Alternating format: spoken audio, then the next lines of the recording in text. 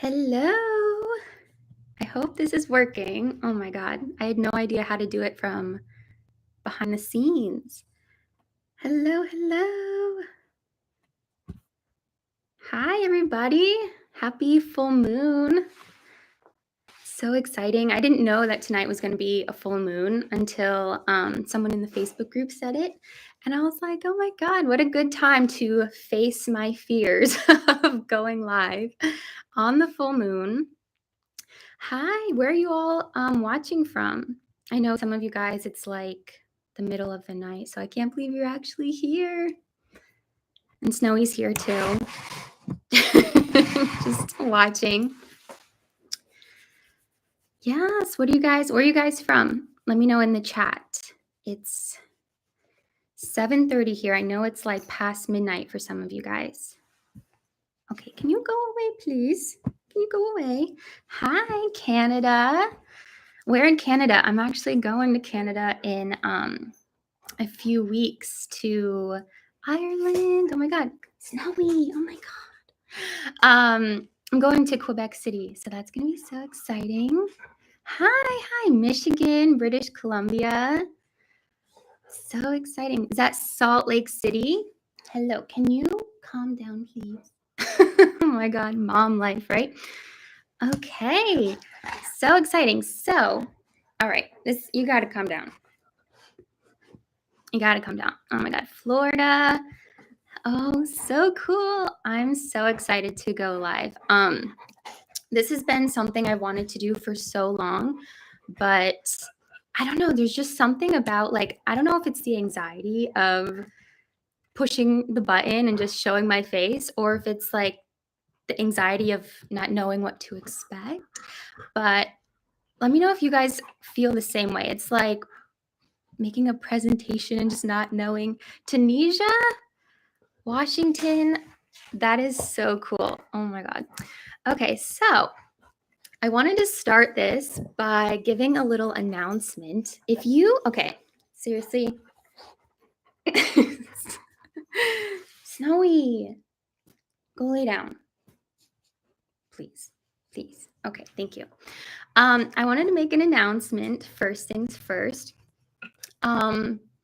So oddly enough, like I said, tonight is a full moon. I'm here facing a huge fear of mine, talking on camera.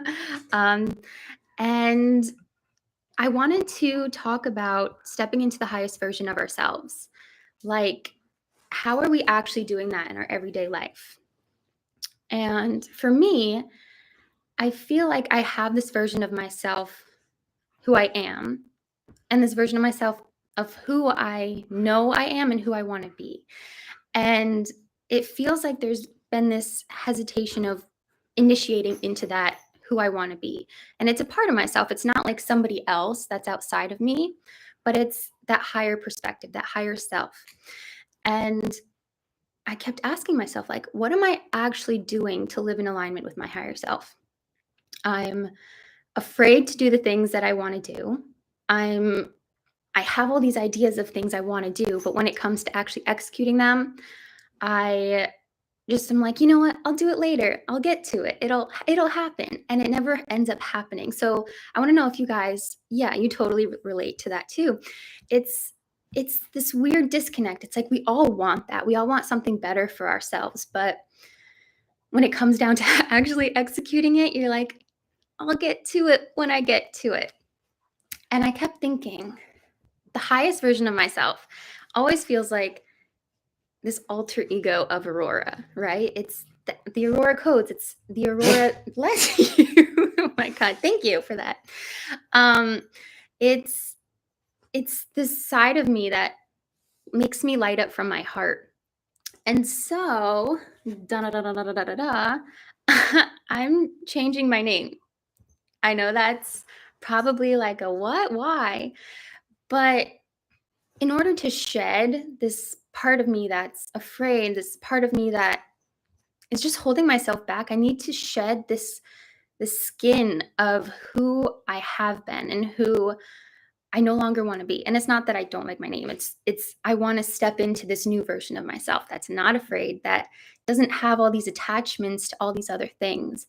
And so I wanted to start this live off by saying I'm changing my name to Aurora. And it's been funny because I've started to kind of introduce myself as that in public, and it's definitely strange, but it feels right. So, yeah, I just want to know, like, do you guys feel like you're living in alignment with your higher self? And if not, like, what's holding you back from that? I know it's not as simple as a name, but for me, it's what the name represents. So I'm going to take a look at some of the comments. You have the same problem. It's the fear that stops us. It's so true.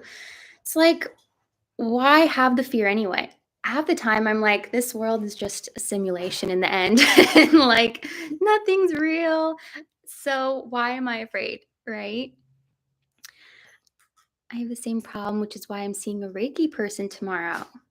Wow. Can you please? I wish you guys could see what he was doing right now. He's like full spread out on his, just loves the attention. Reiki. I've actually never had Reiki before. That's something I've really wanted to try. I definitely am interested and do practice energy healing, but on myself. I'm learning about it, but I think it's a little bit different from Reiki. I think Reiki is more like a specific lineage, right? Huge inspiration to me. Oh, thank you so much. People are changing their names. I feel like I've seen that too, and it's made me feel more comfortable with the idea of like, okay, this isn't so weird. I love the change. Oh, you guys are so sweet. Aw, thank you. And I'm so happy you guys showed up. Like, there's always this fear of you gotta go. I'm taking your collar off so the jingling stops. There's always this fear of like, is anybody gonna even show up? I've done some premieres before, and not many people go to those. I don't either when someone does them, so I get that. So I was like, oh no. But I do want to do a Q&A at some point. So if you guys have any questions, I would love to answer them. So yeah, in the future, like if you see me just say, hi, my name's Aurora, and like, you know that I'm kind of like, oh my God, that's so weird to say, but I know people, you guys at least will understand what's happening. New people who haven't seen this live will be like, what is she doing? Is she okay?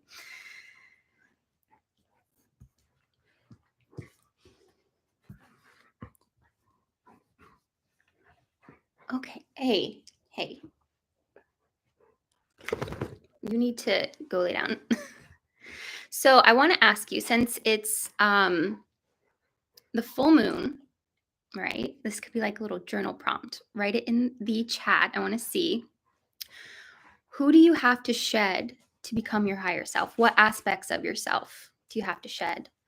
Like for me, it's the fear. That's really all it is. I have this candle lit behind me to burn out all of that fear. Aurora fits you so perfectly. Oh, it's so sweet. You know what's crazy? All right, okay. I'm being nice because I'm on live right now, but you need to go like sit, lay down. Okay. My patience is a very short fuse today. Doubt, anxiety, yeah. Aurora. So yeah, I've felt this disconnect forever with my name. It's not that I don't like it, but I've always felt like it wasn't my name.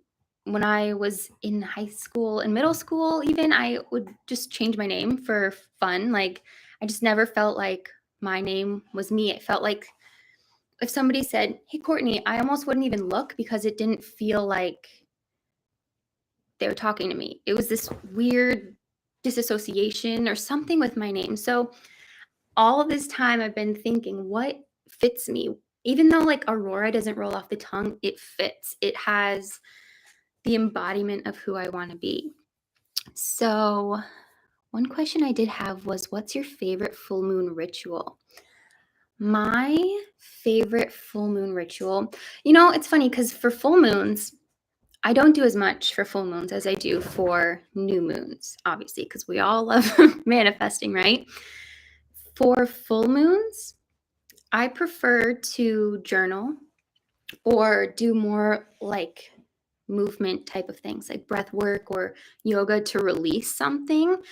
Um, for instance, I'm doing this course on hip openers. So it's been super emotional with that. Like you're just releasing things that you didn't know were really there. Um, rather than doing like spell work for the full moon. Sometimes though, I do like to do fire rituals. So I'll like write something down that I want to let go and burn it. But I'm definitely more of a full moon, or new moon kind of girl, because we always have things we want, right? But we never we never really stop and think about the things that we need to release on the way. Shedding the need to please myself or gain acceptance by not living in my higher self. Exactly. I need to learn to be able to support myself so I can be motivated. hmm Is that like financially? Because I feel that way financially as well. Like when you don't feel safe financially, I was actually just talking with a friend about this. You can't really feel secure in anything else. That's like all you can think of. That's all your mind has space for.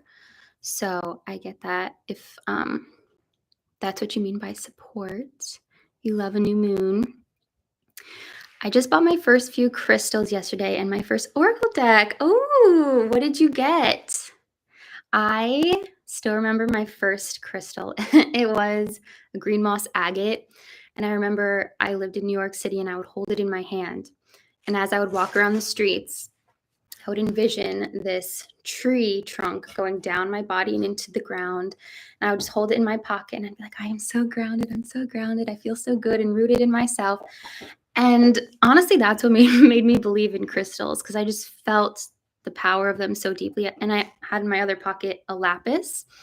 And as I had the root going down my spine, I also had like a stream of light going up into the ether source.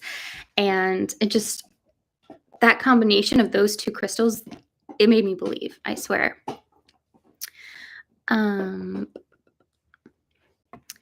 Fear of getting it wrong, always worrying about how others perceive me. You know what? One of my favorite things to tell myself when I'm making a decision or thinking I'm doing something wrong, there's never a wrong choice. There's never a wrong decision, right? They just lead you in different directions. So there's never a right and a wrong. So never think like, oh my God, am I making the right decision? Am I doing something wrong? Am I on the right path? You're always on the right path. As long as you feel like in your heart, like, I'm okay, I'm doing okay, then you're good. You don't have to think that you're doing anything wrong or making the wrong decision. Let me know if the bone chewing is a bit much. I burned a page of things I wrote out that I needed to release tonight and did some breath work too. Ooh. Breath work has been so transformational for me. I've started doing some Kundalini breath work, and that's been really eye-opening. I got rose quartz, obsidian, citrine, and selenite. Ooh, okay, so those ones are really good. There's nothing better than like having fresh eyes and going into a metaphysical store. It's like, wow, there's so much to choose from. The energy is so heightened.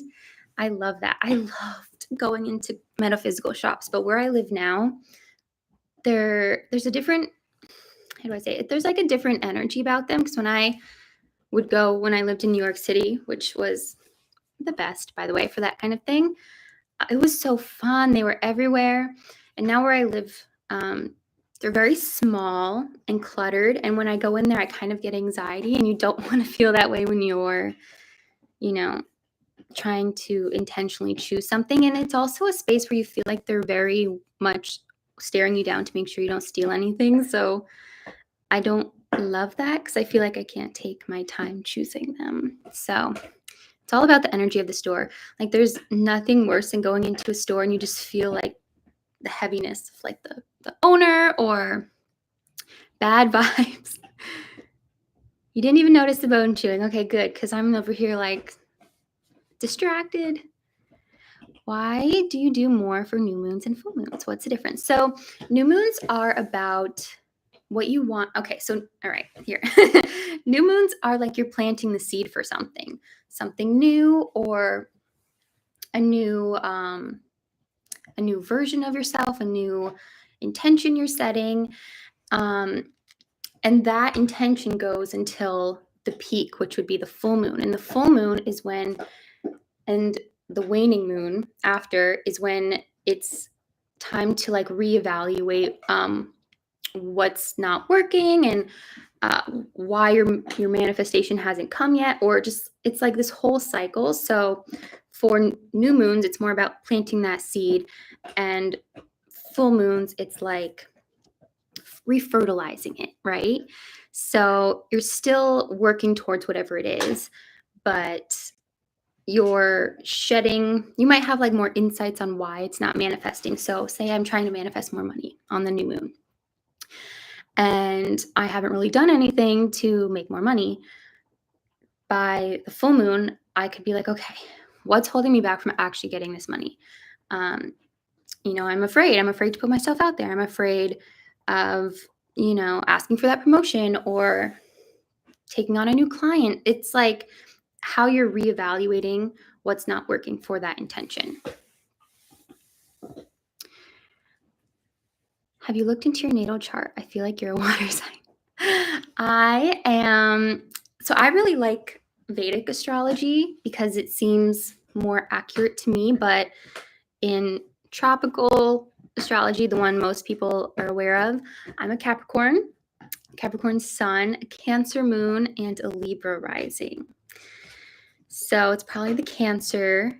I don't really feel like a Capricorn though, because if you ever look at those memes, they're funny, but they're all like, they're just not me. I'm very bubbly and lighthearted, and they're all like Capricorns with sunglasses on, like with wads of money, and I'm like, that's really not me. I don't care that much. What are all your signs? That's what I really want to know. What's your sun sign? How do I set intentions on my crystals? Ooh, okay. So I just hold them like this after you cleanse them. For this lapis, for example, you could be like, show me the insight that I need to have in my life right now. Help me to see through the veil clearer, to help me open my third eye. Just affirm it into the crystal. Close your eyes. Envision yourself like this is what I do. I envision myself in this white light whenever I'm doing anything like this, cleansing, charging a crystal, or programming it. Hold it in your hand. Envision that light going into the crystal, and whatever your intention is for it, whether it's to show you, new ways of going about your life and living in alignment with your higher self, or helping you get a new job, or manifesting money, whatever it is, put that into the crystal as if it's like, you're not saying, I want you to do this. You're like, help me with this, if that makes sense. You're basically like giving it a program, right? You're saying, help me open my third eye, help me to see the world more clearly, almost like a prayer. And then the point of it, in my opinion, because I don't believe necessarily, this is just my perspective, that they're going to work all the time, all of them. If they're like, I don't remember what I programmed this one to do, but it's just there. I like to have an intention, and if I'm specifically working with one that has an intention, I'm going to carry it around with me. I'm going to sleep with it under my pillow. I'm going to I'm going to put it in my coat pocket. I'm going to constantly be aware of what it is, so that 5 months from now, and I haven't even done a meditation to open my third eye. Like it's not the crystal's fault. It's like I haven't done the work.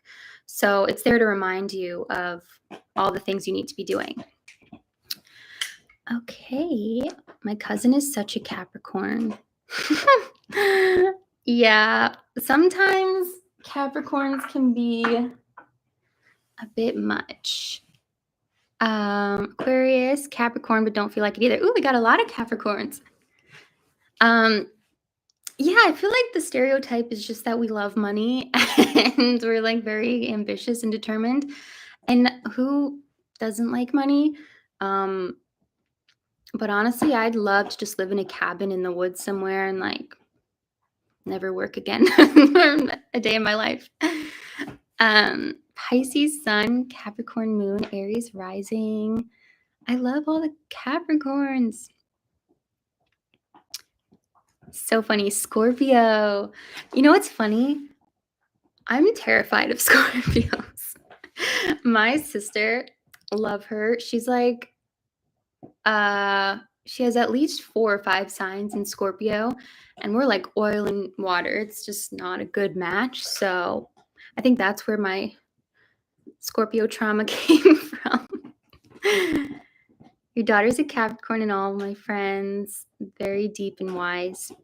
I think they put up a front a lot of times to kind of be cold and just hardworking, and there's a lot more depth to them than people would think. But what's funny and why I really resonate with Vedic is in Vedic astrology, I'm a 0 degrees Capricorn. So exactly on the cusp of Sagittarius and Capricorn, which fits so much better. I'd always felt like a Sagittarius. Like one second I'm here and the next second I'm gone. I just like to have no permanence, really. I like to just travel and be philosophical. Sorry, I didn't understand that. What did she think I said? That was really loud. So my best friend is a Capricorn and she's really practical, wise, and grounded. Yeah, I think that's true. They're all very grounded. I definitely feel grounded. Like actually in my chart, I think it's like 100% balanced between earth, fire, water, and air. So I do feel grounded, but my friend Carly, she's a Pisces, double Pisces and a Cancer moon, I think. And her whole chart is like 90% water. And I'm like, whoa, I feel bad. That's hard. That's a hard chart to deal with. So in the meantime, I wanted to, okay, there's some more questions. What's my favorite crystal? Well, I do love my lapis. I think I use this one the most. But upstairs, I have one that just feels so special to me. It's a Lemurian quartz. I don't know the difference, but it's very expensive. But it's like this big piece of quartz, and the energy that I just feel come off of it is so intense. And I use that one specifically when I'm channeling or I'm accessing the Akashic records or I'm trying to do something more like that. Whereas this one, it's more like, because obviously you can tell, I really like to meditate and work on my intuition and stuff. So that's pretty much what my crystals do for me. This one I like to carry around more often for everyday things, like seeing through the veil and seeing truth everywhere. And okay, I'm just checking in one more time. Can you guys hear that? And if so, is it really annoying? So I can take it away. You have a beautiful energy of being wise and grounded, and that's a Capricorn trait. Oh, that's so sweet. Okay, you can't hear it. Okay, you're good. You can keep doing nothing. My Lemurian quartz is my favorite too. High vibes. Yeah, so there's this crystal store. I've talked about it in some videos. It's in Westboro, New York, in the middle of nowhere. mind you, just totally random spot. But in there, they have these massive, massive Lemurian quartz. And there are all these triangles all over it. And I remember when I first went in there years ago, the guy said that those are like codes programmed into the crystal from thousands and thousands and thousands of years ago. Like when you find these symbols on them, it's not like a man-made thing that these are all over them. It's just something that was programmed into these crystals, specifically Lemurian quartz. So once he said that, I'm like, every time I go in there, I'm like, I'm going to buy that one day. It's like $10,000. I'm never going to buy it. But I bought the little one, and there's a little tiny engraving on there. So I'm like, I wonder what's actually programmed in here. Like, I want to know. That kind of thing fascinates me. I'd want to hug them. And yes, they are codes. My favorite one has dense lines. It has lines. Oh, I didn't know if he was making that up or if that was true. But when you see, like, if any of you have the chance to go, it's in New York. It's like maybe 3 hours north of New York City. It is so cool, this crystal. Like, I hope he never sells it and it just is like a museum piece in there. I did ask in the Facebook group. I don't know if all of you guys are in the Facebook group, but we have the Aurora Codes community. And I did want to answer some of the questions for the people who couldn't make it tonight while we're here. So Monica asked a question about astrology, and I'm not an expert in astrology at all. So I'm just giving that preface real quick. So she says, in astrology, each house is naturally associated with a sign and a planet. When reading my birth chart, do I cross the sign that I have in that specific house with its ruling sign, or the one that has most effect is just the sign I have in there? Did I read that right? Does it work the same way with the ruling planet and the planet in that house? So again, I'm not an astrology expert, but I think the question here is, on a birth chart, you have the houses, the 12 houses that all naturally have a sign to them. Like first house, Aries, right? Naturally. That's the first sign in the zodiac. But based on our rising, we have the houses in accordance to that. So say your rising is, I'll go with mine, Libra. So your first house is Libra, right? And your rising is Libra. If you have a planet in there, say the sun, your sun is going to be the one that has the characteristics of Libra. The only part where that Aries energy is coming in is like in more of the underlying tones of it. So yeah, Aries are very ambitious, impulsive. So just like a really crappy example, because again, I'm not an expert in this at all. If you are a Libra sun in the first house, you're going to have just a little bit of that Aries sprinkled onto you. Whether it be like a little bit impulsive in making decisions, or that's really all that is. It's just like, definitely look at what is your house sign and take with a grain of salt the natural placement. I know that did not sound right. That didn't come out of my mouth correctly, but I did want to answer that. I didn't want to leave you hanging, but there's another comment on here that gives you a good recommendation, Monica, for a course, I think, about astrology. Let me check back in the chat. Yesterday, after I got my crystals, I was in the backseat of my car heading home, and I had my quartz necklace on, and I was holding it in my hand. Out of the corner of my eye, I saw 555 on the speedometer. Ooh, I Googled the meaning of that specific angel number, and it all made sense perfectly. Don't you love that? I've always seen 4s and 1s. My birthday is 114, so I always thought it was just a birthday thing, but apparently it's something a lot of people see. In the past few days, everywhere, like I saw a bus that said 441, and I pointed out to my mom. I'm like, oh my God, look, there it is. And then below it said 444. I'm like, oh my God, it's there again. It never ends. It's so weird. It's like sometimes it's kind of like the universe is just joking with you at some point when it's just so obvious.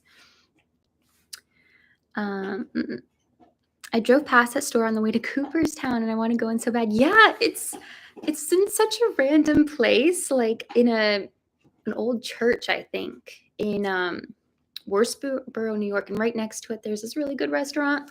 I swear you guys have to go. It's so good. Are you from New York or just traveling through?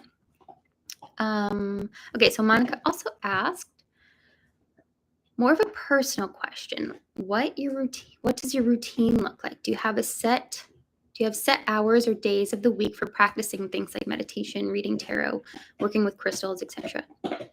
Also, somebody did ask, I'm sorry, favorite tarot deck. My favorite tarot deck is the Vice Versa deck. Amazing. Okay, so my routine. This changes a lot. I always prefer to do it in the morning because if I don't do it in the morning, I'm never going to get to it. It's just the reality of life, right? So I definitely prefer to do it in the morning. I honestly don't read tarot that often. That might, be surprising because I do talk about it a lot. I definitely pull cards, oracle cards once in a while, but I'm definitely more into my meditation work at this point in my life. So in the mornings, I'll come here, I'll sit at my little altar space, and I'll do my breath work. So I'll do Kundalini breath work. After that, I'll do a meditation, whether that's on Insight Timer or if the Kundalini program that I'm using has meditation that day, I'll do that. Okay, you are being so good. Please go away. And yeah, I definitely just try to do it in the morning. That's the thing, because otherwise I will not get to it. It's like you have to force yourself to do these it's like working out, right? It's not gonna happen if you don't put your clothes out the night before and get ready for it. Just don't go in the fire. Oh my God. Yeah, so I hope you have set hours or days of the week. I try every day. And I also have been going to yoga. So that's really helped me get back into my practice as well. When it comes to like a routine for working with my crystals and tarot and like channeling and things like that, I tend to do that more on like new moon, full moon, or Sabbats or things like that. And she also asked, what are your favorite resources to learn about esoteric things? I know you prefer to read books, but what about online resources? Yes. So let me know in the chat if you guys have any good resources, because personally, I am a book gal. I get most of my information from books and by channeling myself. That's something I don't necessarily talk about a lot, but I definitely channel often, and that's where I get information about my own life and things that I should be doing or things that I just preparing for things in my life. So I don't know. I don't have any like specific resources online for maybe. Yeah, I don't know. I'm a podcast girl. I love podcasts. Some good podcasts are the Highest Self podcast. I love that one. Deja Blue. What is it? Aubrey Marcus one. Know Thyself is another great one. Do you guys in the chat have any podcasts that you like to listen to? These are some that I listen to a lot for like inspiration, and then I'll check out their guests and learn more about that. So that's kind of how I go down that rabbit hole. But I don't like look online for specific websites, if that makes sense.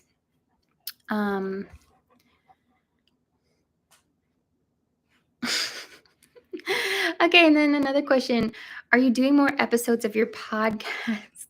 I'm loving to hear it on Spotify. Yes, so I don't know if my friend is in here, one of my friends, but we are starting a podcast on living in alignment with your heart and living from your heart. That'll be a project that's happening later on, maybe like summertime. But for my podcast, it's so hard because I find it challenging to not repeat everything that I've already talked about in YouTube videos in a podcast. So I'm always like, but they already know that. But I know that's not true, but I feel like it is because I'm like, I've said it a million times. So that's where I struggle. And it's also like, I don't know if I can talk for 40 minutes on a specific topic with just me. Like I would much rather have a guest or something like that. So it takes me a little bit of trial and error. Like I know I want to have a podcast.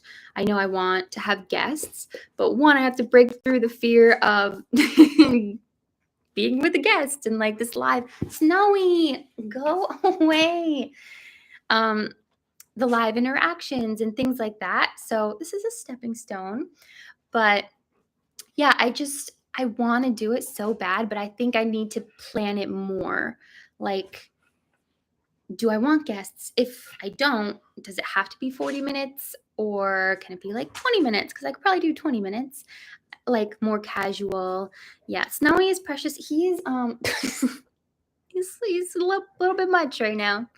But yeah, thank you. He's a good boy. But yeah, so you guys liked the podcast, I guess, right? I guess I'll put, oh, Marissa, you're in here. Yes, we're gonna do a podcast, me and Marissa, so that'll be fun. But yeah, mine, I'll resurrect it. It's coming back. I just need to figure out some things. What topics do you guys like for the podcast? Because I mean, I'm an open book. I would love to talk about more like taboo things, but I don't know if, like, even on YouTube, sometimes I'm like, oh, I want to talk about this, but I don't know if all of the audience is down to hear it. I know a lot of you guys would be, but I feel like a podcast might be the good place to do that. Kundalini, yeah, maybe could talk about that. Please just avoid the fire. That's all I ask. Come over here. Come over here. I had to sit down on the floor because I rearranged my house. So next time I won't do that. I will not be on the floor with him. Stepping into your higher self, alignment. Yep, that's... I could talk about that. That's something like, this is an initiation today. It just happened that way. Like the fact that I'm stepping into this new side of myself, like Aurora on the full moon, doing a live, breaking through that fear, like, hello, that's crazy. Aliens. Do you guys want to hear a story? I could tell a story about aliens. If Marissa's here, she already knows. Snowy, okay, go lay down. I'm about to tell a story about aliens. Go lay down. Yeah, go lay down. Past lives. Yes. Let's talk about anything that feels right in the end. Okay. Snowy, please do me a favor and go lay down. Are you ready to hear a story about some aliens? Okay. Yes. So, this didn't happen to me. This happened to my mom and dad. It was in maybe like 1991 or 1990. My sister was a baby, maybe like 2 years old, in the backseat of their car. They were driving. So we lived in the Hudson Valley.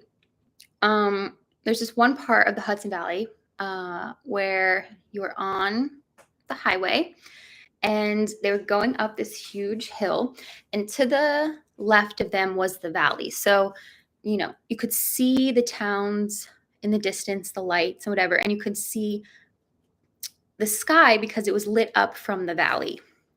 So it's like you're going uphill, there's a huge valley, and the sky is lit up. They were driving up there, and the whole sky was black. And there were cars pulled over on the side of the street. Everybody looking up at the sky. So my mom and my dad pull over, and they look up, and they see a UFO that is miles long. Like, you could not see the edge of it above the whole valley, which is crazy. They said it was like tree height, or maybe like, I don't know, 40 feet in the air. My dad describes it as if it was New York City painted matte black, flipped upside down. So all of these like weird matte black, like geometric shapes coming down, and neither of them remembers leaving. So that's a scary thing. Don't know what happened there, but at least other people saw it because they were on the side of the road taking pictures. Well, just kidding. They weren't phones. They were on the side of the road taking pictures with their eyes. I just think about that. And like, my parents never talked about it again. How do you do that? If I saw that, I don't think there would be a day that I didn't talk about it. I'd be like, do you remember when we saw that? How crazy was that? I don't know, guys. Maybe they were abducted. It's crazy. Do you have experiences? Do you experience kriyas or involuntary movements at all with your meditations? No, not necessarily. In breath work sometimes, but not with meditation. I'm trying to think. Sometimes when I channel, I let my body relax, and I'll feel like my head kind of move to kind of like activate the throat. If somebody were to watch me, it'd probably look really creepy. Like I'm just like this, but it's more like I'm stretching the throat because I'm trying to activate whatever needs to be said. And when I do that, by the way, I guess I'll share. I just take my voice recorder on my phone. Voice recorder? I sound so old. My voice memo thing. And I'll just record what's coming through. I'll talk it out, because if I try to think about it and I'll be like, okay, I'll remember what I'm getting, I'll never remember it all. So I think just speaking it into a recording that you can listen back is really helpful when you're channeling. Love the spirit guide videos. Have any of you guys done the spirit guide journey on my website? I hope so, because I want to hear like your experiences meeting your spirit guides. And even if you didn't do that, I want to hear like if any of you guys have experienced meeting your spirit guides or what that was all like. Because I remember when I first met mine, and it was so strange. I'll leave it at that. That could be a podcast. That could be a podcast because it was a very strange experience. Fifth dimension, synchronicity and signs. These are all awesome ideas. I hope that when I end this chat, I'll be able to look back at this. Maybe can I just screenshot it? Let's see. Okay. While you guys are telling me about your spirit guides, because I want to know, I'm going to read another question from the Facebook group.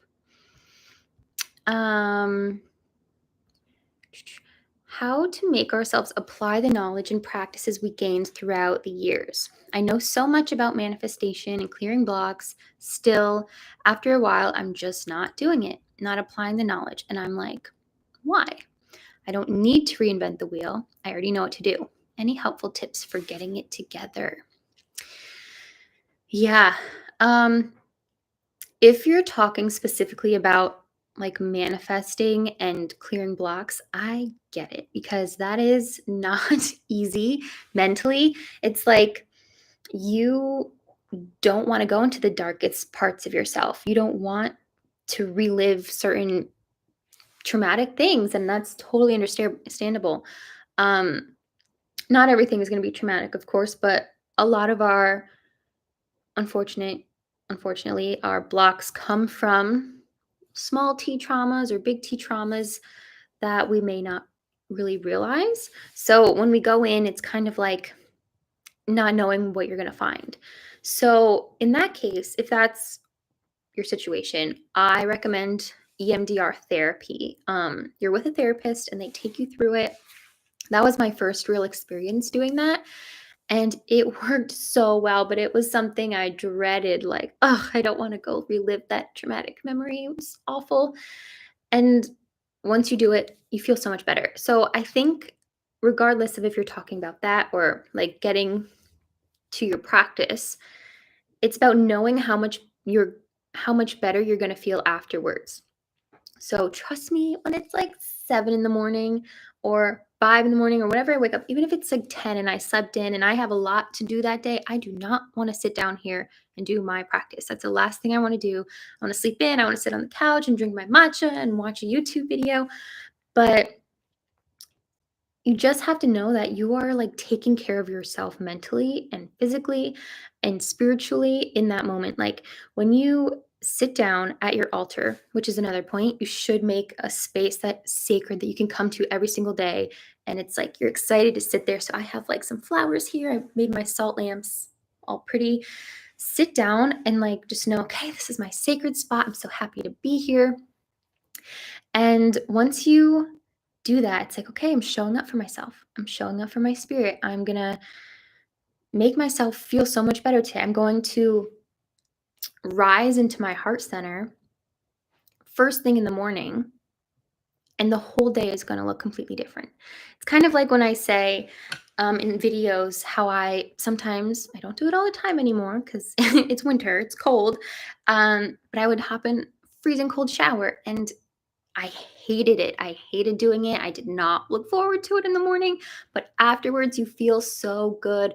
So just know that when you're struggling to start your practice or finally like do the things that you've learned, you're going to feel so much better afterwards, and it's going to take you one step further into being in alignment with your higher self, being in alignment with your purpose. And I think that there's a hesitation because we don't necessarily know. Like earlier, someone said they're worried about doing something wrong.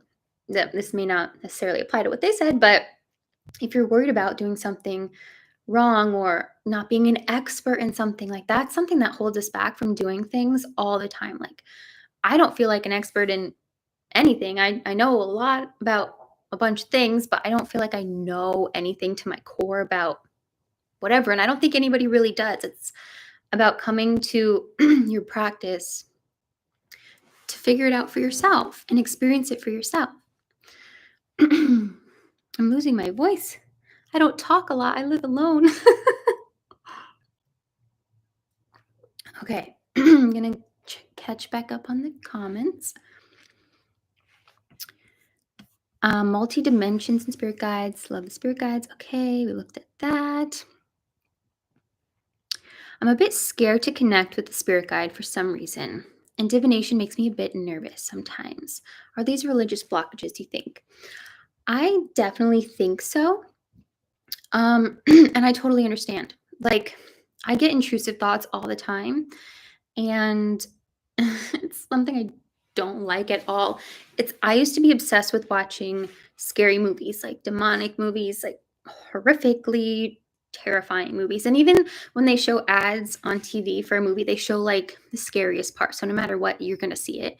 And it is in my brain. So whenever I'm like, doing a spell or I'm calling in the four directions, and I'll get an intrusive thought like, oh my God, there's a demon watching me. Or like, obviously there's not, but like there's this programming of like, well, the movies say there are.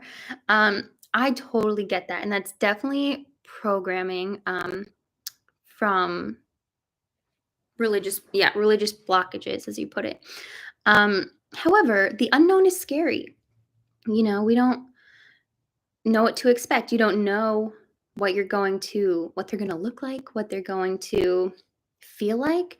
But when you meet your spirit guides, you're going to be able to feel their energy. You're going to be able to feel if they're a high level entity or just, I don't like to say lower level, less evolved.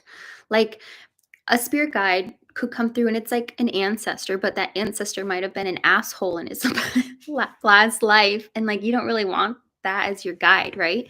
So you can just be like, thank you.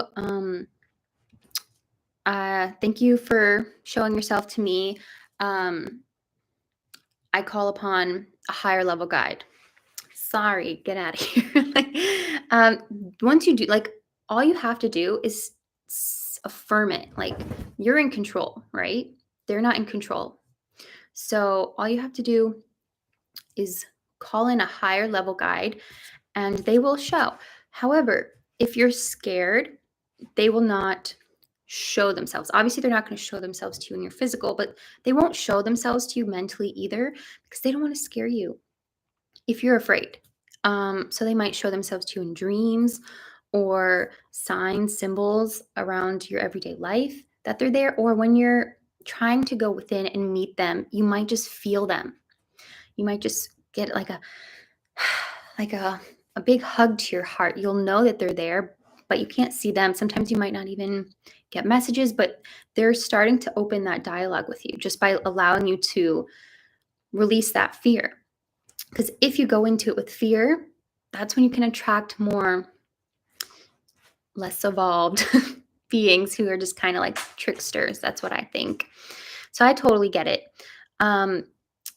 I do have a meditation journey on my website that I recommend. It helps you to get into the safest space in your heart. So, how do I describe this? I believe that when we go to meet our spirit guides, we're going to the highest level of our heart. So, we're going within, right? We're not really going outward.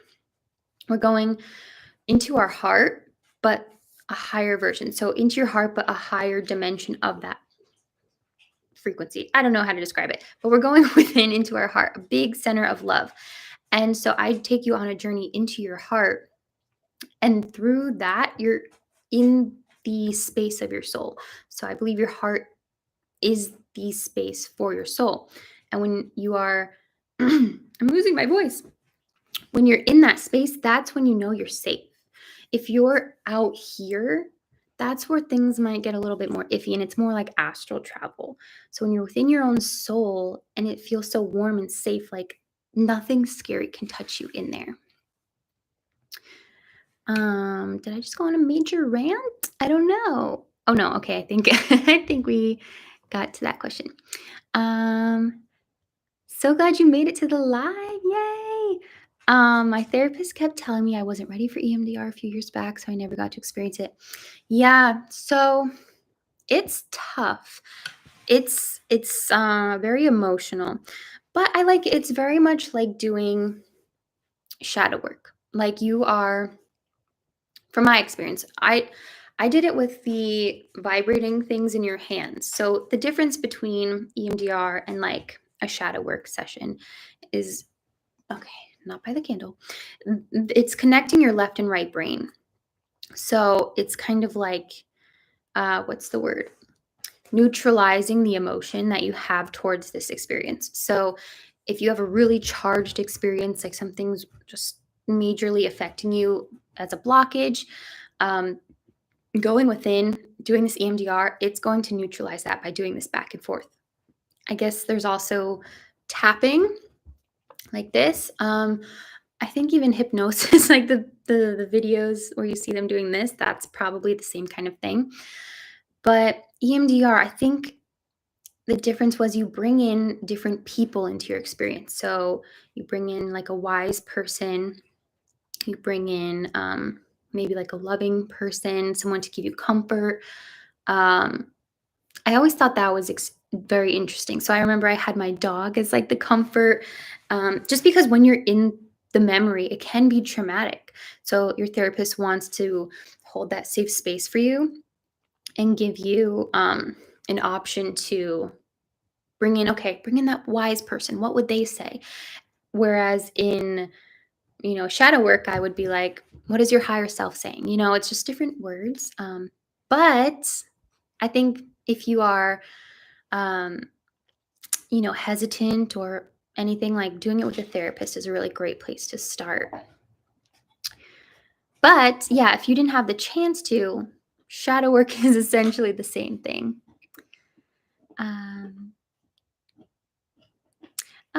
You missed half the live. That's okay. I changed my name and now we are answering some questions. So you can watch the rest. I think when I end this, you'll be able to rewatch it. So you didn't miss much. Share, touch the multi-dimensions. Did I touch on multiple dimensions? No. What would you like to know? I could talk about that.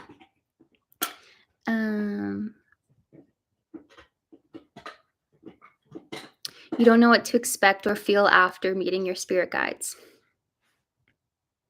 Yeah, I should make a whole video about this. I don't think I have I? That's weird. I definitely feel like I have, but I'm thinking that I haven't. So when you meet your spirit guides,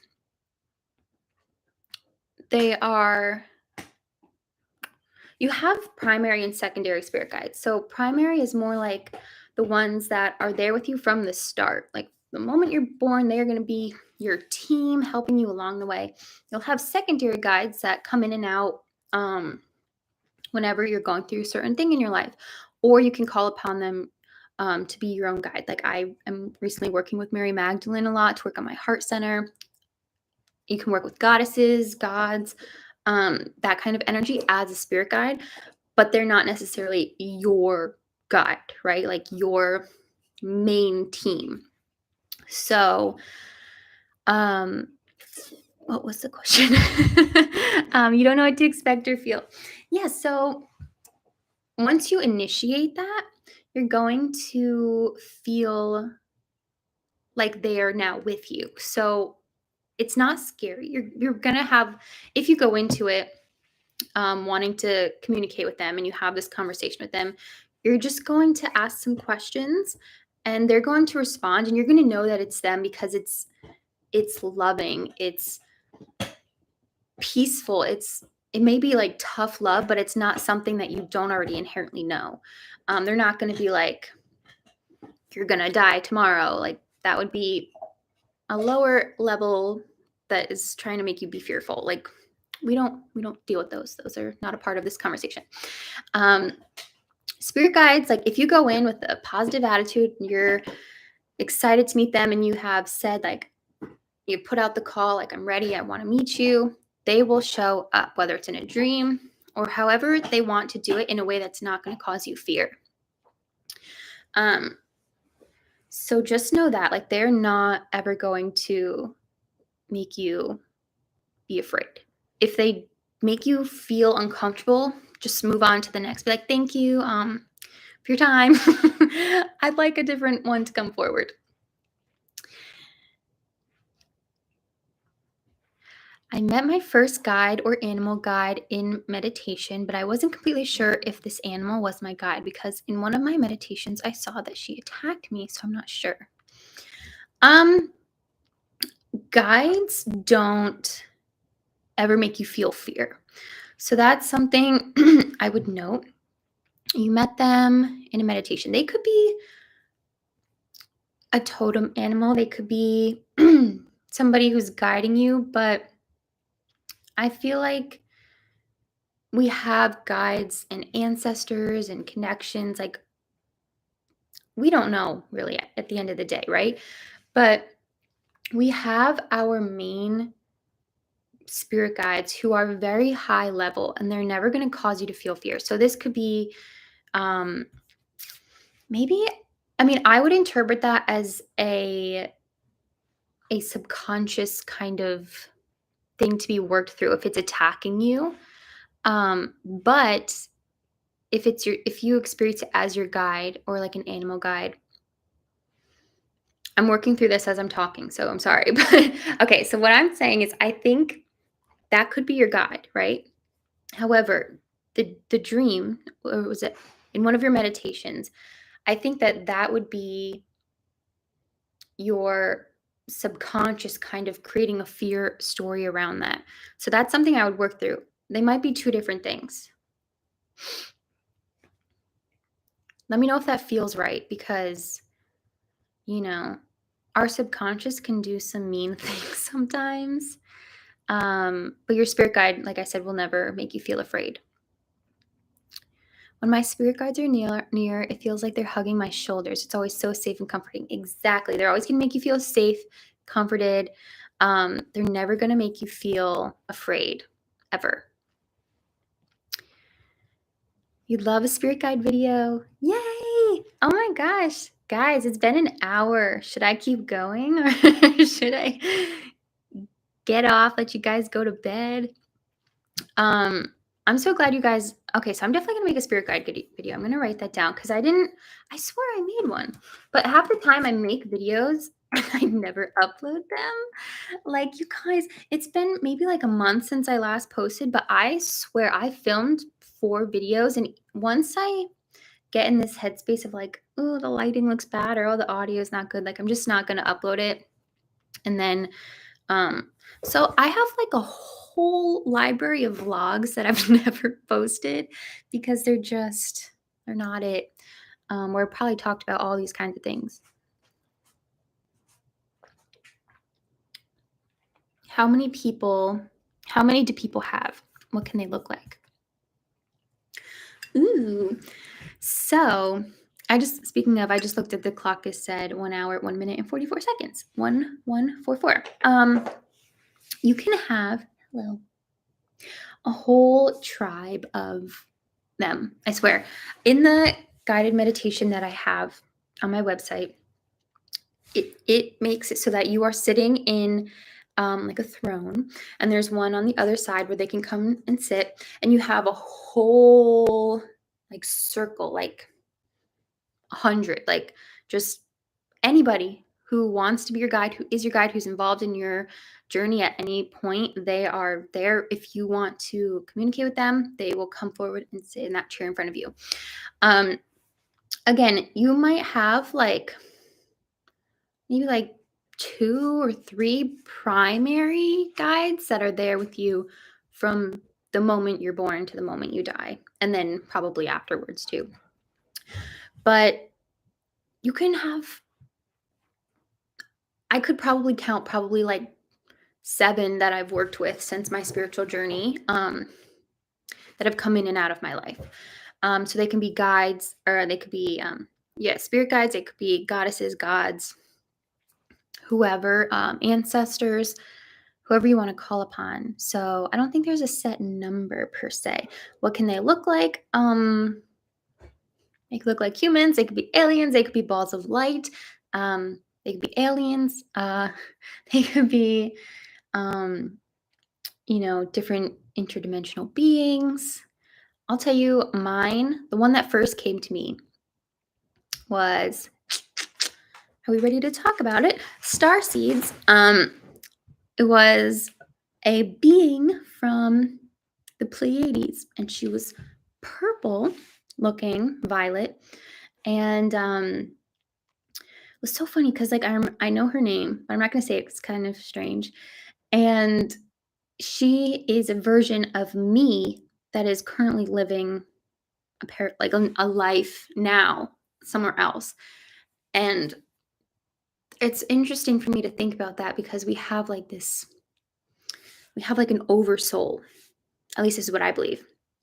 And this oversoul has other people that are a part of it, like kind of like a mycelium network, right? And there are other people that have the same oversoul as you, whether they're on Earth or they're on other planets. Maybe soulmates are even a part of that too. That would be an interesting concept. Like those people that that are just like your people. They are what you would call a soulmate, whether they're a friend or a partner. Maybe you have the same oversoul. I don't know. Okay, I gotta catch up. Okay. Do I need to meditate to connect with my spirit guides? Or do I just call out and say I want to meet them and they will do it another way, like in a dream or symbols? I would say to call it out, like you said, to put the intention out there, probably in a sacred space, like at an altar space, like burn a candle, say a prayer, that this is what you want to do.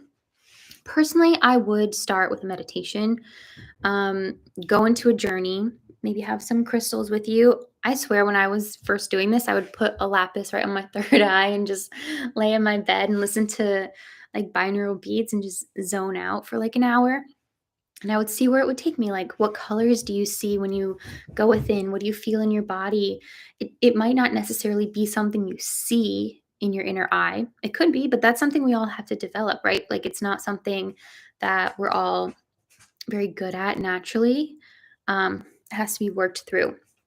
But you might hear something. You might hear some ringing in your ears or get the spiritual tingles all over, or you might feel them, and that's their way of working up. You might have a totally different experience. So like you might just know their name, you might know where they're from, what planet they're from, like what dimension, like all those things you don't know until you experience it.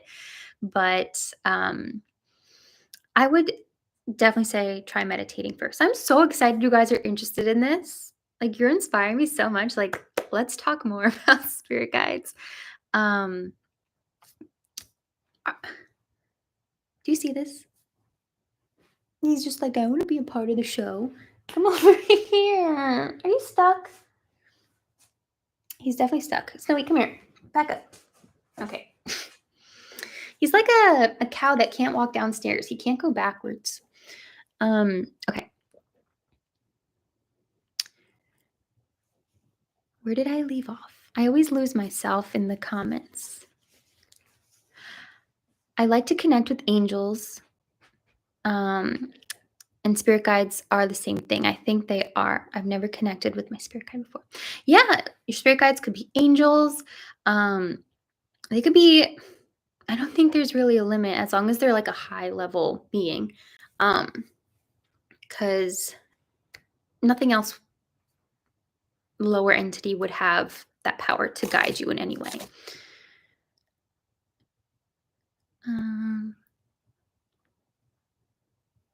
Maybe something triggered me when I read the description about the animal. That's probably true. Like, you know, if you have a good experience with something during your day and then at night you have like a horrible dream about it, that's just your mind kind of showing you like what's going on internally. So I think the whole animal thing, and like we're talking here, like a lot of people have fear around spirit guides. So maybe there's like a subconscious fear around that. I'm not too sure, but that could be something to look into. In my experience, they can present themselves to you in a way that you will feel safe or something you are familiar with. Yes, exactly. So, like I was saying, they could make you feel a certain way. They could show you certain colors, give you signs, symbols, or a dream. That's probably, if you aren't seeing anything or hearing anything when you're going within, they might sense that fear. So they'll send you messages in your dream. So in the meditation that I have, the spirit guide one, it's meant to be so that you fall asleep at the end. So if you aren't experiencing anything in the meditation itself, you're able to just trail off into sleep so that they can feed you the information once your mind is kind of shut off. Orbs are electromagnetic bioorganisms that are actually energy structures, have energy intelligence, and that also react upon human consciousness. I believe it. One of my spirit guides, back in the day, I think it was one of my primary ones because I still feel him around. They don't really have a gender. They are balls of light. He was a ball. I call him a he, a ball of light. Big, bright, white light. And just I just find this so fascinating. Like there's so much we don't know. And the only way we do know it, or the only way that I know it, is by doing like my own channeling, my own, getting my own information that way. Because at the end of the day, nobody really knows for sure. And I think that's wild. Like, it's just there's just so much happening. I don't know. It makes my mind go crazy sometimes. I'm like, I just want to know. We'll never know, right? Something we can't know. Sometimes I see orbs fly around my room when I play guitar. That's wild. What do you think about that? If I saw an orb, I don't know what I would do. I feel like I see them sometimes, actually. I used to see them at my old house before I moved here. I had a few instances where I would see these blue lights like over top of the doors. And I just am like, am I making that up?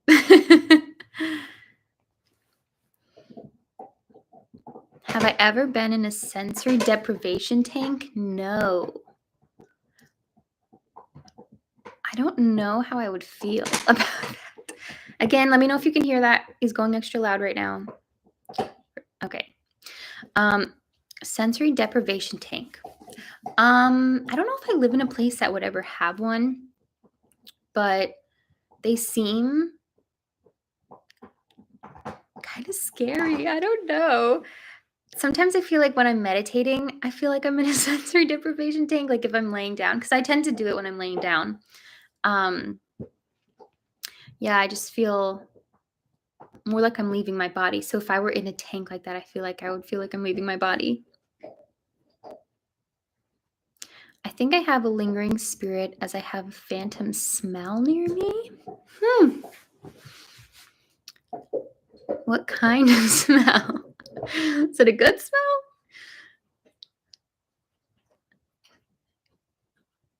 When that just brought up a memory. I used to go ghost hunting a lot because I've always been like so clairsentient. Like, I love to go to historic places and feel the vibes. But I went to this one place, a very haunted place, and I think I brought back a ghost. This was maybe like 2017. No, maybe 2016. I would hear like pitter patters outside my door, and I'd open the door thinking my dog was there, and it was not there. Very strange.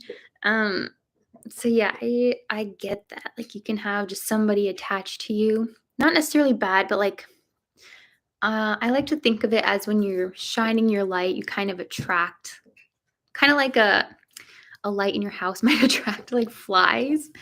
They're just drawn to the light. So definitely do some cleansing if that's the case. I find it difficult for me to see things in my mind, but I want to get better. I'm not sure how the whole third eye thing works, but I want to get better at that as well. Yeah, that's something that definitely takes practice. For me, even like, oftentimes I'll start by seeing a color and I just focus on the color and it's moving and doing its thing. And a lot of times I try to bring myself through it. And you'll see in my meditations that I do, I ask you to like visualize something and then go through it, because that's kind of like the block that our third eye has. It's like breaking that barrier. So, third eye thing works. I want to get better. Yeah, it's practice. Definitely recommend meditating with binaural beats and lapis lazuli right on your third eye. I used to put peppermint oil there and the crystal, because as I'm laying down, that's tingling and it's making you like focus so heavily on that spot that it feels like things are really cranking and decalcifying, all those good things in there. So it's not like you're going to see things vividly like this. It's more of, it also depends on how you experience your psychic abilities. Like, are you more clairsentient? Like, are you just going to feel things more? Are you more clairvoyant? Are you going to see things? Are you clairaudient? Maybe you like get little whispers of things, or claircognizance. Maybe you just get like a light bulb switch in your mind. Like, that's what it is and you just know it. So I think figuring out which of your clairs is the most heightened, and work with that and see if when you go within your third eye, how you can amplify that sense a bit more rather than like wanting to see it physically. How did you get into channeling? I read this book. Well, first I read Personal Power Through Awareness, favorite book. Always have to give that a shout out. The author did a book called Opening to Channel, and I read that years ago, and it was just like changed my life. Even the Personal Power Through Awareness book also changed my perspective on that too. It made me learn how to sense energy, how to interpret energy that I'm feeling, how to connect with my guides. So I really recommend that. I'm also getting this like feeling that I should do something with this. Like, I feel like a lot of you guys really need help with, maybe I could do a workshop or something. Like we could do a third eye opening or something. I get the vibe that we all want to dive deeper into this topic. Have I ever tried automatic writing? I have. Honestly, I don't feel like it works as well for me as doing the voice memos, because I feel like I'm putting more of my own words on the paper, if that makes sense. Like, I know it works for a lot of people, so let me know if that works for you. For me, it works better if I'm just able to, like, to me, when I'm doing a channeling, I feel like I'm just saying blah, blah, blah, blah, blah, blah, blah. But like when I listen back, it actually makes sense. Whereas if I'm writing, I'm like, what word? Oh, I'm going to change it to this word. Like it just, I feel like I'm infusing more of myself into it, and then the message gets totally lost. Savannah, Georgia. You guys, I had the scariest ghost encounter in Savannah, Georgia years ago. One of the most traumatic things that's ever happened to me. If I think about it too much, I get so scared. And that becomes an intrusive thought, like, oh my God, I'm going to see what I saw in Savannah, Georgia. Meditation in nature, barefoot, could make it possible to connect with an elemental being. Elementals are energy beings of high consciousness. I am so into this right now. I just went for a hike earlier today, and I was just talking about the spirits of the trees, and like I want to learn like herbalism. That's a new thing that I'm really interested in right now. Following that curiosity, you guys always do that. So I love that. I should go for a barefoot walk in the woods. Dragon's blood sage is amazing to clear out spirits trapped here. I like the Mark Bajewski method of using a bowl. Interesting. I thankfully have not really had to do much spirit cleansing. Hope it stays that way. I got pretty lucky. I've never lived in a haunted house. Have I? Not really. You're in the Philippines. Oh my gosh. What time is it there? Oh my gosh. How do you end meditation? While I'm meditating, can I put obsidian, amethyst, or quartz over my heart? Yes, of course. How do you end a meditation? Whenever you feel like you are kind of coming out of it is when I end it. Like if I'm specifically channeling, if I'm not talking into my phone, a lot of times I do it before I go to bed. So I'm laying in bed, have my crystal on my third eye. I probably look crazy to anybody if they walked in. I will, if I'm receiving, a stream of messages and I start to think about something else, like something that's stressing me out, then I've kind of lost that connection and I'm like, all right, I'm ready to just come out of it. So it's really whenever you feel like you're done or they're done, if you're channeling, whenever you feel like that connection is gone. But if you're just meditating, and if you're a beginner, I would start maybe like 10 minutes. If you're more advanced, 30 minutes. If you're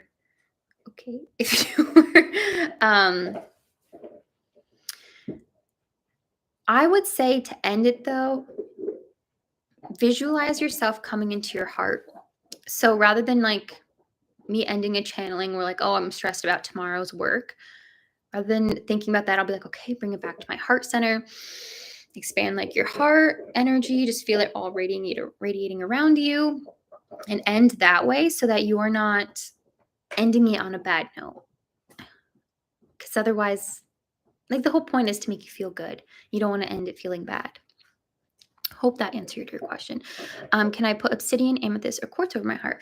I would put quartz over your heart out of those and program it to work for your heart, to open your heart. Obsidian is, I think, more about like protection and absorbing like unwanted energy. So having it over your heart, I don't think would be beneficial. Amethyst could help, but I feel like amethyst is better for your third eye and like your crown. So that could be, you could have your quartz here and your third eye here. Put something on your throat. Just do a whole chakra alignment with your crystals. If you had a workshop of any kind, I would be there. Yes. Okay, so you guys, this was the initiation, right? Because I have, how many times have I said in the Facebook group, I want to do Patreon lives. I want to do workshops. Like, but there's that fear of doing it. So I'm glad to know that you would show up, you would come, because I honestly would love nothing more than to like help you guys achieve this. Because once you have this connection to your guides, first of all, they're always there, right? They're always working with you. Once you open up to it and you're aware of it, like your whole life changes because you're able to then not have to seek out information from other people. Like, I don't have to, like, I was asked the question earlier, where do I find information? Like, I really don't Google things because if I feel like I have a question, I would rather get it for myself and then look it up and then see what other people are saying and seeing if it's right, then you're able to like test to see if you were right, if what you got was right. Being or walking barefoot can help connect to Earth's natural energy, something we can't do in the city, connecting to the Earth and connect to the energy of the creation. I agree. I have this daydream recently of like wanting to give up. I won't, but wanting to give up social media and like get a flip phone and just, I've been having all these thoughts about like my ancestors and like how they were able to travel from like, okay, not my ancestors, but I was thinking about Outlander, right? If you've ever seen that, they literally go from North Carolina to New York without a map through the woods. How did they do that? Like, I can't even make it to town and back without my maps. There's like such a disconnect between us and Earth. And I think a lot of it has to do with technology, and it's making me a little sad. I think a lot of us are feeling that call, though, to connect back to the Earth. Let me know if you guys are. I'm so interested in herbalism lately. I've even been doing a lot of like detoxes in terms of getting rid of more conventional products and switching to natural ones. Like, I gave up shampoo. I don't know if you guys know about the no poo method, but oh my God, my hair feels awful. It's been a few days, but I'm going through a phase with that, coming off of it. But yeah, just trying to like, I don't know. I keep thinking like our ancestors used to do it like this all the time and it worked for them. Why can't we do it now? I want to know if you guys are feeling the same way though. Like, are you feeling some pull to go back to the way life used to be, like gardening or going out into nature more? Or are you like, so like, yay, metaverse, like, whoa, it's gonna be awesome? Because I'm like, ooh, I'm scared of the future. I'm scared of AI a little bit. Rose quartz is amazing. Yeah, I love rose quartz. I actually have it gridded around my house with selenite. So I have selenite on the roof of my door, on the four corners that all connect to the other apartments around me, because got to keep myself safe. My crystals will help me. Have you ever worked with black tektite energy? I have some big chunky one. I have a big chunky one and it's so grounding and awesome. I haven't personally worked with it, but I remember being around it when I worked at a crystal store, and it was small though, so I didn't really get to experience that. You know what's funny? I've never been drawn to like the protective stones, which I don't know. I don't feel like I need protecting. Maybe that's why, but and I also like if I'm in a crystal store, I'm like, ooh, I want to buy like the purples and the blues, and like the blacks to me all look the same. So that's probably why, but I probably should get one at this point. I've actually one that I really like is I think it's Jet. Jet's really cool. If you ever come across it, it's like it looks like all the other black ones, but it's so light in your hand. It feels like air. It's so weird.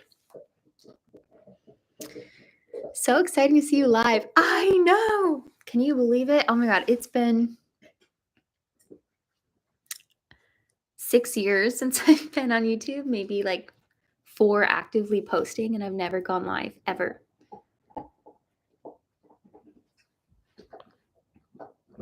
Okay, so true. We're not living the natural human lifestyle. I think a lot of problems with low mood and anxiety are caused by us being so far away from nature. I think our body is craved to be nature. I agree. I have so much to say on all of that. I'm not gonna go too far into it, but I know I feel like we're all being called some way. It's like we're at this pivotal point in life. It's like we can either go backwards a little bit, not backwards, but back to how things were a little bit and be more in alignment with Earth, or we can like full on zoom off to another planet and have AI everywhere. I don't know. I'm so like concerned about what the world's going to look like, but at least there are people like us who hopefully will keep things grounded. I gave up social media completely at the end of 2021, and it's been lovely for my mental health, and I feel more of a calling to be outside with nature. Yes, I'm so jealous. Like, aside from YouTube and everything, I do some like freelancing work for some clients. So I can't really give it up, but it's so weird. Like, I'm not addicted. Well, I am, but I'm not on it like a lot of probably like Gen Z would be on it. But yet I look at my phone time and I'm on it. It says like 9 hours.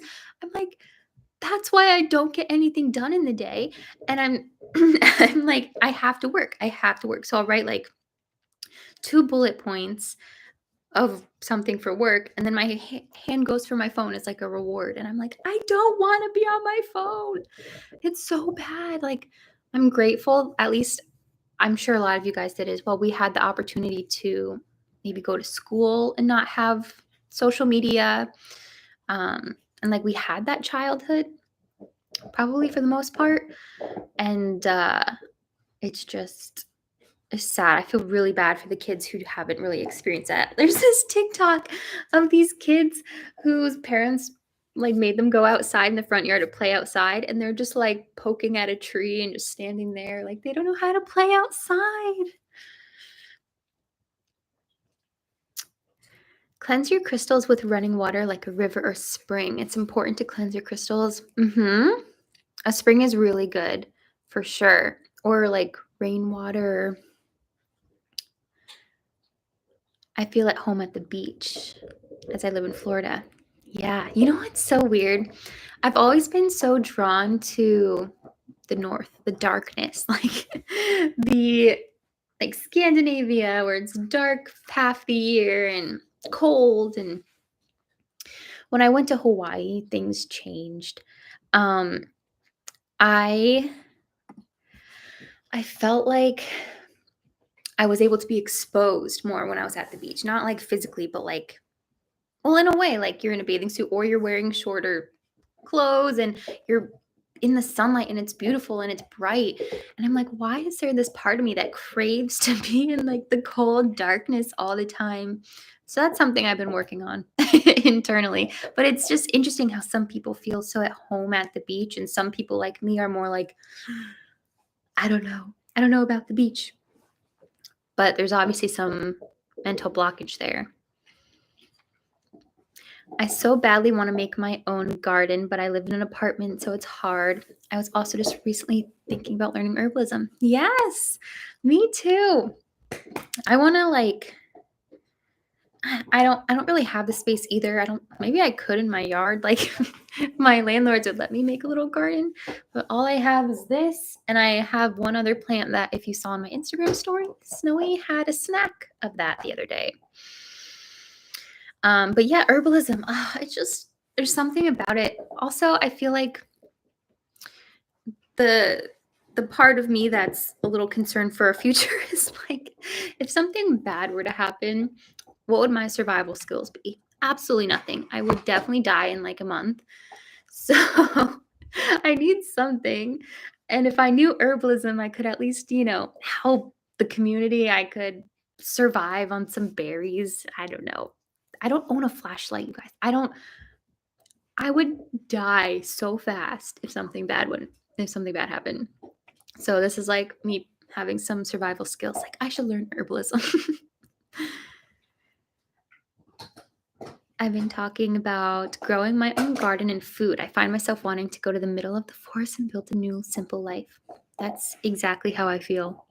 We should all make like a community and just live there and vibe out in the middle of nowhere. That would probably sound like a cult though, so we don't want to do that. But have some gardens and like share food. How sweet would that be? Positively, it's more important than we could grasp. You can do a micro garden, herbs inside. That's true. I've actually seen some people growing mushrooms in their house. Not like, well, obviously magic mushrooms, but that reminded me of something. They are growing like lion's mane and all these really cool mushrooms like right in their kitchen. I'm like, I want to do that. That's so cool. I guess I'll talk about it in another video. Maybe I'll do another live or something, or maybe in the Facebook group where it's not on YouTube. I have an experience to share about magic mushrooms that I would love to we have to talk about that sometime, but I won't do it on YouTube. Started going through spiritual awakening like 6 months ago. Watch your videos, started experiencing so many things. It's just kind of lonely because there's not a lot of people to relate things to. I get it. It's a lonely journey to go on a spiritual awakening, but I think there are so many people who are waking up at this time. So it's not as lonely as it feels. Like, at least here we have this community. If you're not already, join the Facebook group. That's why we have it, because I started this in 2014. And at that time, I was a weirdo. Like, I did nobody was talking about this. Only I can remember a few specific people on YouTube that were talking about it. I watched Gigi Young when she had 100 subscribers, and the guy Infinite Waters, is that his name? I haven't watched his channel in years, but he was one of the first.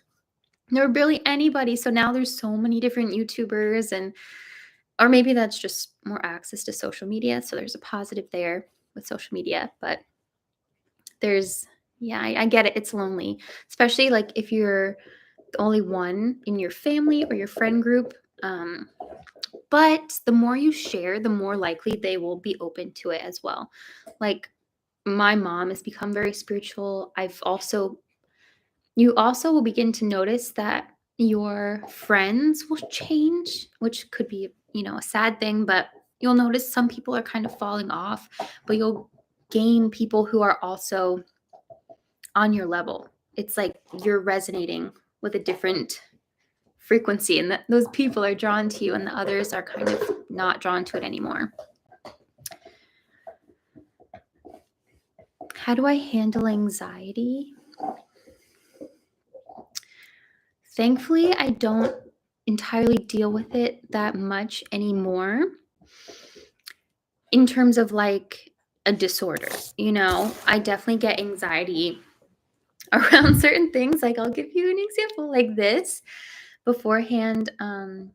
What I do, I get anxiety over a few things. Something like this, like being live or an interview, or when I'm waiting for something and I'm really hot. That's like a very random thing, but that's when I'll get a panic attack. The only time I'll ever get a panic attack. Other than that, when I have anxiety, I will do a very quick meditation, like 3 minutes. Close my eyes and I'll do a prayer. I'll call upon my guides. I'll call upon whoever I want to. Like I said earlier, I've been really trying to work with Mary Magdalene to open up my heart, and Goddess Isis, to help protect me and be confident in my speaking and how I deliver things. So doing that like helps me center myself in my heart. And that's the biggest thing, because anxiety is all in your head and you want to bring yourself back into your heart. So that's a way to help ground you and to help bring you back to a state of, okay, I have something I want to do, whether that's public speaking, you have a message to share, or, I don't know what you might get anxiety about, but it's a little ritual like that. So if you're feeling like you have an anxiety attack coming, what I would do is I would just close my eyes, breathe through it, call upon whoever you want to in your mind, whether that's, Christ, your spirit guides, Buddha, whoever, there's so many to choose from. Tell them to pour a white light over you, or a gold light, whatever feels like the most calming to you, blue, and just feel it throughout your whole body. And breathe in and feel your heart expanding. Feel that energy center expanding. As you do that, it's taking you out of your mind and bringing you back into your body. That is what I do. It really works for me. I know it's like anxiety is a whole, it's awful. It's awful. And in the moment, it's really hard to do that. But if you're able to catch it before it fully comes on, like that would be the time to do it. Grounding is the best way. So you could either, it depends where you get the anxiety. That's the thing, right? You could get it while you're driving. If you have the opportunity to put your bare feet on the ground, maybe even just sit in the ground, cross-legged, visualizing a root going all the way up your spine from the ground, and just breathing back into your heart. All about breathing into the heart. That should help. But I know anxiety is awful. Thankfully, I have a friend who has really bad anxiety, and I've seen panic attacks. Like, I've never experienced one like that, but I definitely have felt smaller ones. I sympathize so much. Like, there's nothing worse than that. The past causes depression. The future creates anxiety. Live in the moment. That's also very true. Like, the anticipation is what causes me anxiety, which is always the future. Yeah. Easier said than done, though. That's like why I think meditating just for a few seconds is so helpful, just to bring you back into the moment, to feel your breath, feel the air going in and out of your nose, feeling the clothes on your skin, just coming back to those more subtle things helps you bring you back into the moment. Wouldn't it be so interesting to do a kind of experiment, if that's the right word, on herbs and how they affect our mood, meditation, spiritual work, and dreams? Yes. That's so interesting. I'm trying to read the comments. Okay. You're so right. Meditation, cleanse your mind and free yourself of anxiety. I agree with you so much. Live in the moment and let the universe guide you. Go with the flow. Yeah, I know. I feel bad always saying that, but like, because when you're in anxiety, it's like you can't focus on anything else, right? So it's like you have to catch it before it's like peaking and then it all goes downhill. So try to be aware, like notice the symptoms of your anxiety And as that's coming, that's when you can do that practice. Even if you're in public, just close your eyes for a second, take a few deep breaths. I believe in living in the moment, going through what's happening now helps calm my mind. Yeah.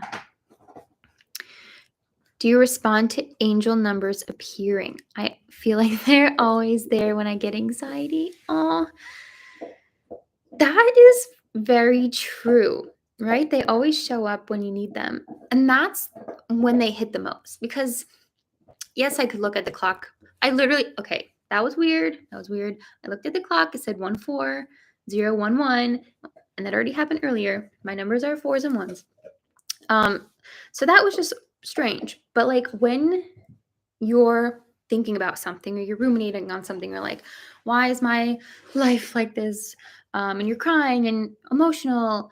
And then you see the number, that's, I think, when it means the most. That's when it's a true message. I feel like we'll see them here and there, and that's like, you're on the right path, you're doing good. But when it's a message, you feel it in your bones. Like you get the chills, and it's just like, whoa, that was weird. That came at such the right moment. There was this one time I was actually driving and sobbing, of course, and a train flew by. I didn't even know there were train tracks there, and I did this drive every single day. Maybe that was dumb of me, but I didn't even notice they were there. And a train flew by with the numbers 114, my birthday. Those are my numbers.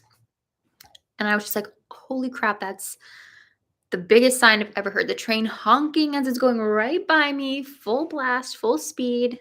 It was just wild.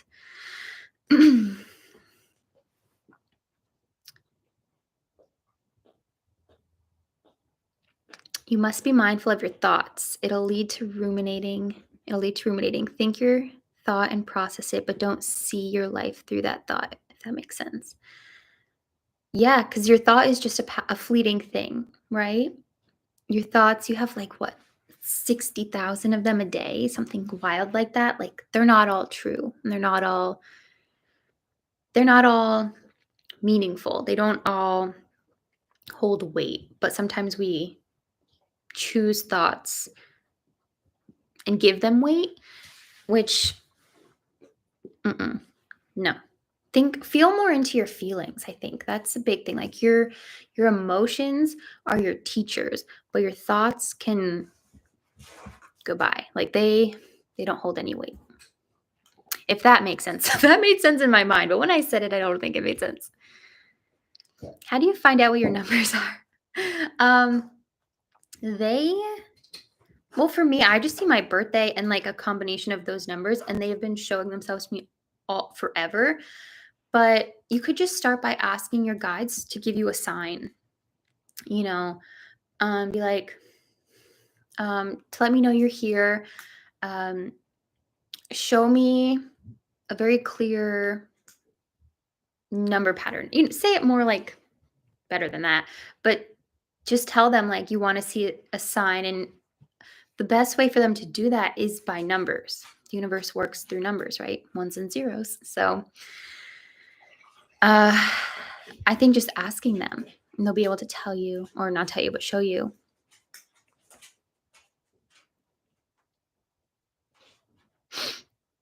Focus on air going in your nose and then exhale through your mouth. You know what's a really great thing I've learned? I do this also when I have anxiety. That just reminded me. It's what is it called? I can't remember. Nadi Shodhana.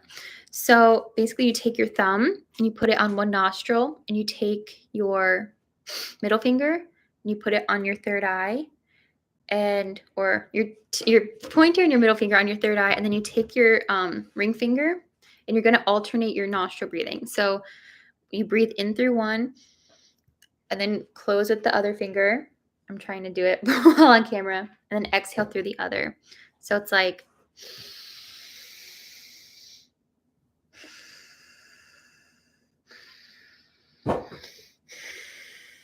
yeah, I know. So you're just alternating, and that is a very calming breath work that you can do Whenever I feel stressed, I do that one. I think that would really help with anxiety. Obviously, you might not be able to do that all the time in public, but if you're at home and you feel like you can do that, I recommend that for sure.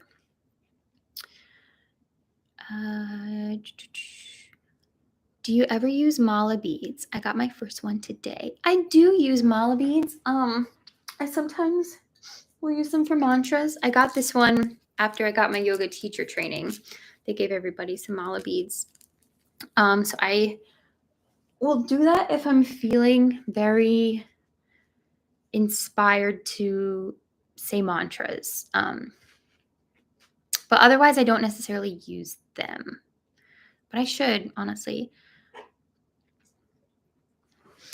Okay, in a few minutes, guys, I have to wrap it up because I actually have work to do. It's like 9 o'clock, 9:15, but I'll answer the rest of the questions in here. Is reading cards for yourself accurate even if you don't know what you're doing? I own the Crystal Visions Tarot. Oh, I have that one too. Okay, I think reading for yourself is, I'm trying to, I have lots of thoughts on this. Can you go away, please? So when you're reading for yourself, the thing is you're going to see things through the lens of your subconscious. So if you're reading something, and you really, about a boy, for example, say you, like, this guy left you and you're, wondering if he's going to come back. So you pull cards and your ego really wants that to come back. You're going to look at those cards and find that storyline of where he comes back. Like, so your lens is different. The thing is, I don't particularly like going to, okay, I'm going to, snowy. I don't particularly like going to see psychics anymore. I much rather would do it myself. So that's like where I stand on that. I just feel like you have to really work through your blockages and go into it not from your ego, from your higher self. And that's the key. You cannot, because you have to look at it objectively, right? You will see the storyline that you wanted to say. So I personally like doing it for my friends. I don't like doing it for other people, but for my friends, like, I'll tell them the honest truth. Whereas if they're looking at it, they'll be like, oh no, like I see in this way, like he's coming back. But I'll be like, no, he's not. But you're gonna find someone else. So it's not easy to read for yourself. He's like, Mom, go to bed. It's not easy to read for yourself, but it's good to practice. So as long as you go into your heart, that's a message from this video, come back into your heart, leave your ego behind, make sure that you are in a positive headspace, make sure that you don't have any like ruminating blockages that are heavy in your heart. Like if you just went through a breakup, like maybe don't do a reading for a while until you're a little bit more healed from that. Then you'll be able to get a more accurate reading. That's the only thing. Like they can be a little misinterpreted. Numbers are fascinating. My birthday is August 1st and my boyfriend is the 18th of May. So then that's the 1 and 8 from my birthday, plus his month May is the 5th month, and my son is Leo in the 5th house. Oh, there was this podcast I listened to recently with this guy, Robert Edward Grant. That might be a lie, but I know his name is Robert Grant. Don't know his middle name. He was on Know Thyself, and I believe Aubrey Marcus. If you want to know about numbers, I'm going to type his name actually. Let me Google it real quick because that was the most fascinating podcast I've ever listened to in my life. Robert Edward. It is Edward. Okay. I'm going to write it down. Robert Edward Grant on Know Thyself and Aubrey Marcus podcasts. those 2 podcasts with that guy, it will change the way you see the world, like in terms of geometry and like music, numbers. It blew my mind. Like I've never seen anything like it. I think he's a genius, to be honest. Like I can't even believe that. Oh my god. All right, guys. So I'm going to end this stream. I'm so grateful for everybody who came. I really want to start doing this more. Obviously, this was so much fun. I wanted to say, I'm going to put this out there that my goal is to manifest 100,000 subscribers this year. Like I want to make it for summer, but I don't know.